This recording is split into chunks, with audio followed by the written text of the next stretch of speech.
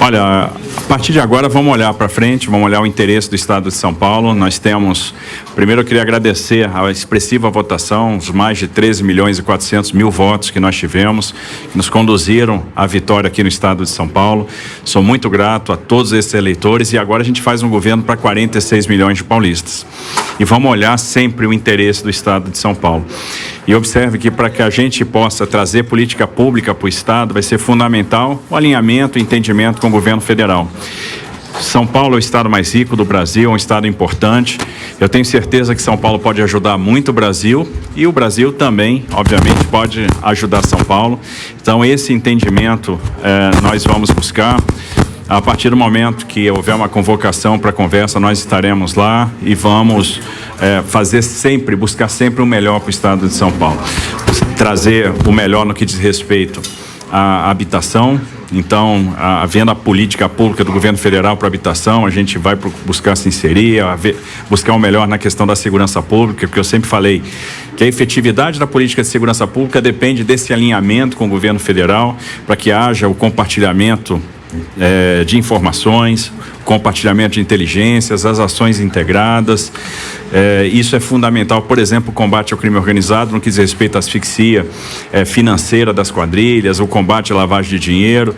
Então, agora é olhar o que é melhor para São Paulo, melhor para os cidadãos.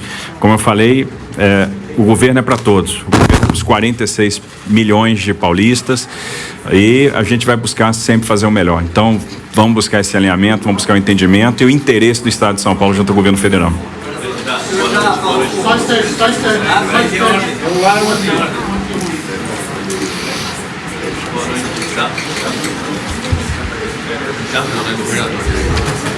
Parabéns, eu vou falar parabéns pela vitória. Na campanha de aniversário, falou-se durante a campanha que o senhor vencendo, São Paulo viraria, no caso de uma derrota que vai ser Bolsonaro, que é muito bolsonarista. Eu queria saber, o senhor falou de entendimento do governo federal, imagino que virando um reduto, como dizem, né?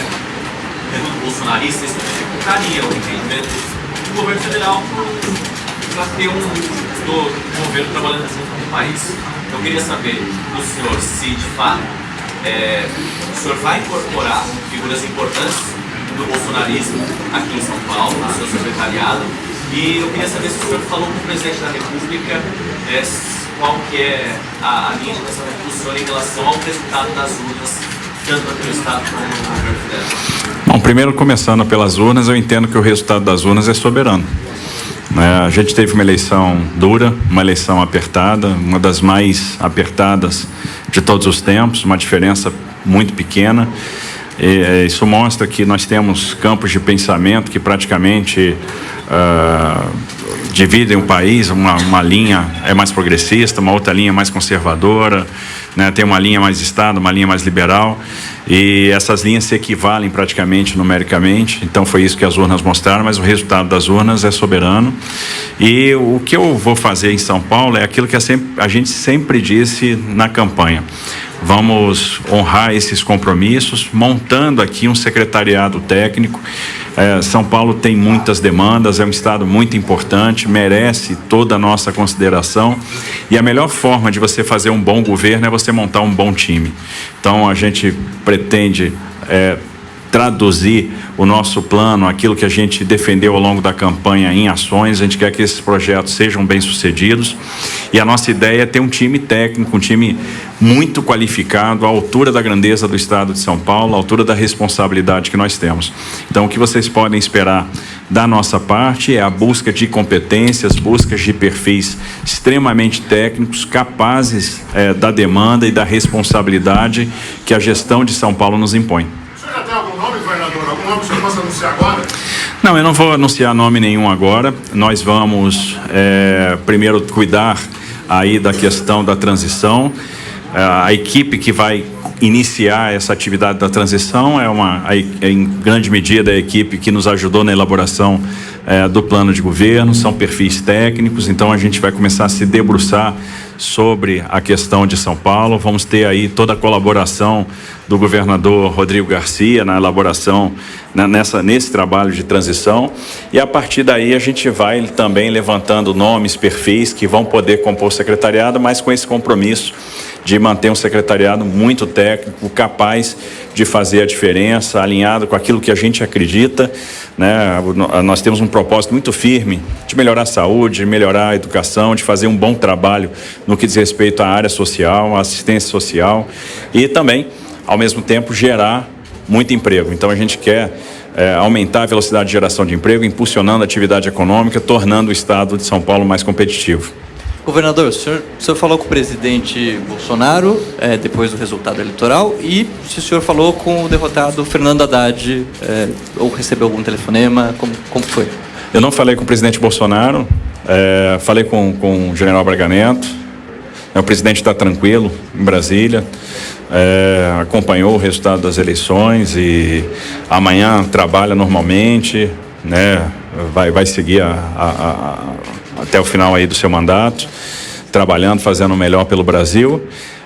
Recebi um telefonema do Fernando Haddad, nos cumprimentando pelo resultado das eleições e, na verdade, já se colocando à disposição do Estado de São Paulo, em Brasília, para ajudar o Estado de São Paulo naquilo que for necessário. Candidato, parabéns, governador.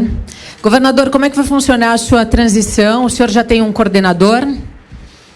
Onde é que... Gabi. Gabi está minha frente. Eu estou procurando, cadê? O pessoal que está sentado aqui na frente, eu não está me enxergando. Agora sim. Bom, primeiro eu vou começar. A gente deve tirar aí uma semaninha para descansar. Eu acho importante para a gente dar uma recarregada nas baterias. Em princípio, o trabalho de transição vai ser coordenado pela mesma pessoa que coordenou o trabalho do plano de governo. Então, o AFIF deve coordenar o nosso trabalho de transição, coordenar a equipe de transição, e a ideia é que a gente comece imediatamente após essa semana que a gente vai tirar para descansar. A gente já vai conversando ao longo desse período, já planejando esses 2 dias agora, antes de eu viajar, vão ser dias de planejamento, mas a partir daí, a partir da volta, a gente já começa a pegar firme na atividade de transição, que eu tenho certeza vai transcorrer aí da melhor forma possível.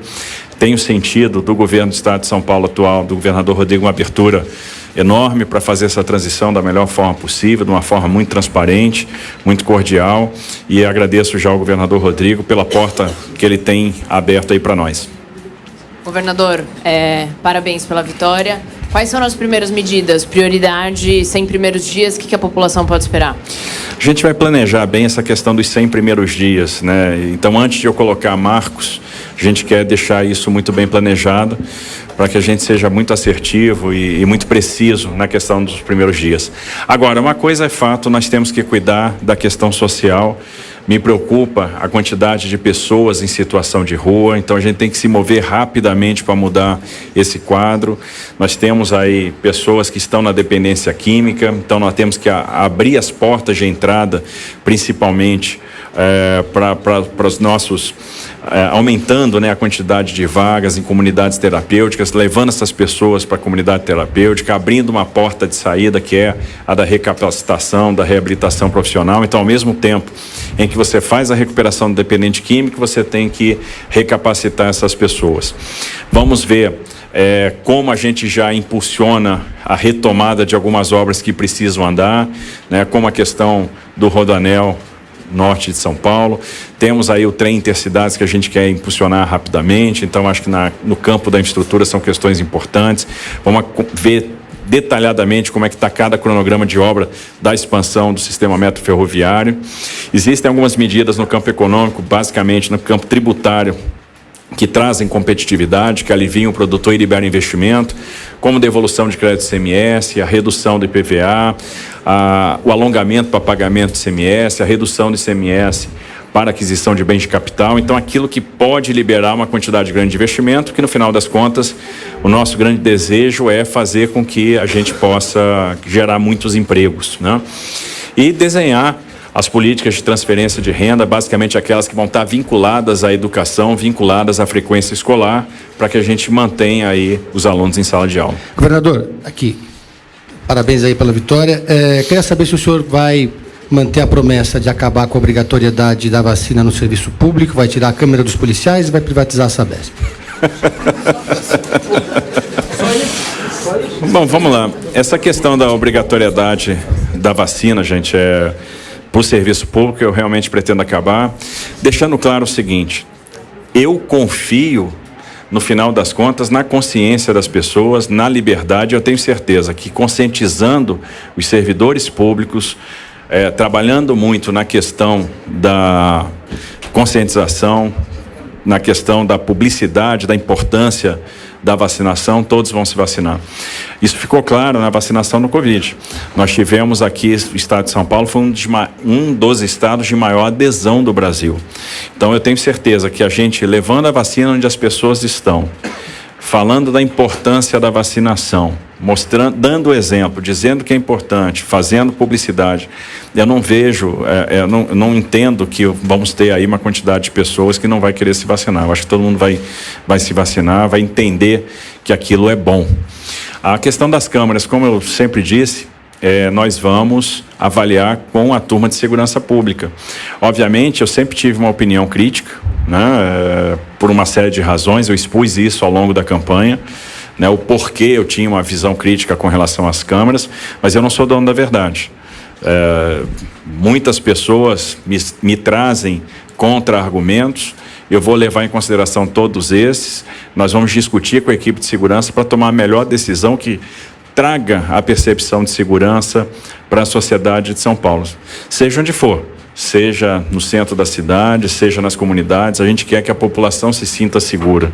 Então a gente vai fazer o que for melhor para dar essa sensação de segurança. Então, vou discutir com a equipe de segurança que tipo de avaliação eles fazem dessa política pública e se há aperfeiçoamentos para fazer. Então, só vou tomar qualquer decisão quando a gente tiver a absoluta convicção que a gente está tomando a melhor decisão sobre todos os aspectos, sobre todos os pontos de vista. Sabesp. Eu sempre falei que tinha interesse em estudar a privatização. O que isso significa? Quando você pega a questão Sabesp, eu vou ver o seguinte: se eu comparar hoje custo operacional Sabesp com o custo regulatório, eu vou ver que tem uma diferença de sempre 17%, 20%. O custo operacional sempre é maior do que o custo regulatório. Quando isso acontece, o acionista está perdendo valor. E o acionista perder valor significa uma dificuldade de financiamento lá na frente. Quando eu comparo o custo por ligação Sabesp, o custo por pessoa Sabesp, relacionado ao custo por ligação, o custo por pessoa iniciativa privada, eu vejo também uma certa discrepância. E nós temos desafios muito grandes. A despoluição de mananciais, a despoluição do Tietê e Pinheiros não é uma questão de estética, é uma questão de necessidade, é uma questão importante para a segurança hídrica do estado de São Paulo. Então a gente tem que ter efetividade nessas ações, e ter efetividade significa aumentar muito a quantidade de ligações. A gente teria que fazer em pouco tempo 1.200.000, 1.500.000 novas ligações, e para isso a gente precisa de investimento. Então é uma questão que a gente tem que levar em consideração. Outra questão que a gente tem que ver é como diminuir a quantidade de perdas. A gente vem operando com mais de 20% de perda, 20, 22, 23. Então, como que a gente diminui perda? E para diminuir perda tem que investir em sensorização. Terceira coisa, investir em reuso de água. Então, a gente ainda trabalha com percentuais de reuso que são muito baixos. Quando você coloca isso no bolo, quanto que a gente vai precisar de investimento? Então, como é que eu monto a equação com os 375 municípios que são atendidos pela Sabesp? Outra coisa, tem uma grande fortaleza na Sabesp, que são os contratos de concessão. Numa operação de capitalização, se eu faço a prorrogação dos contratos de concessão, eu gero um upside em termos de recurso financeiro e eu posso empregar esse recurso financeiro para diminuir tarifa. Então aí eu chego num objetivo que eu quero. Eu consigo gerar investimento, eu consigo comprimir o prazo para universalização de serviços de saneamento e diminuir a tarifa. Se na modelagem eu vejo que isso não é possível, a gente não vai seguir em frente. Então, o que a gente quer? O melhor para o cidadão. Eu quero aumentar investimento, eu quero universalizar o serviço de saneamento e quero diminuir tarifa.